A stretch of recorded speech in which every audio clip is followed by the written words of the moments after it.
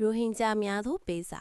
ရိုဟင်ဂျာဒီစီစီလုံးလုံးနဲ့လက်နက်ကိုပြီးကိုယ့်ရဲ့အာရကန်နိုင်ငံကိုပြန်ရအောင်တိုက်ယူမလားကဘာတီတရေဟိုကေးတီပြေဘဝနဲ့နေမလားကိုယ့်နိုင်ငံကိုပြန်ရအောင်ကြိုးစားမလားမင်းတို့ရွေးချယ်ပါမင်းတို့ရဲ့ရွေးချယ်မှုကမင်းတို့ရဲ့အနာဂတ်ပဲအနာဂတ်မှာကိုယ့်ပိုင်နိုင်ငံနဲ့နေမလားဟိုပြေးတီပြေနိုင်ငံမဲ့ဘဝနဲ့နေမလားဆိုတာမင်းတို့ရဲ့ရွေးချယ်မှုပေါ်မှာမူတည်တယ်မင်းတို့ညီညွတ်ဖို့လိုတယ်ဆုံးဖြတ်ချက်ပြတ်သားဖို့လိုတယ်မင်းတို့ဘက်မှာကဘာကြီးရှိတယ်မင်းတို့ဘက်မှာကဘာမွတ်စလင်အတိုင်းဝိုင်းရှိတယ်မင်းတို့မှာအာသာထတွေအများကြီးရှိတယ်ရခိုင်တွေဘက်မှာဘယ်သူမှမရှိဘူးဘယ်နိုင်ငံမှရခိုင်တွေဘက်ကမရက်တည်ဘူးရခိုင်ဆိုတာတကောင်ကျွတ်တမစ်နာပါရခိုင်တွေအကုန်လုံးတေကုန်ညင်းတော့သူတို့ဘက်ကဝမ်းနေပေမဲ့နိုင်ငံမရှိဘူးရခိုင်တွေမှာအတိုင်းဝိုင်းမရှိဘူးဘေးပတ်လည်ကလူမျိုးတွေနဲ့လည်းမတည့်ဘူးဗမာနဲ့မတည့်ဘူးချင်းနဲ့မတည့်ဘူးမွတ်စလင်တွေနဲ့မတည့်ဘူးအဲ့ဒီတော့မင်းတို့ရိုဟင်ဂျာနေ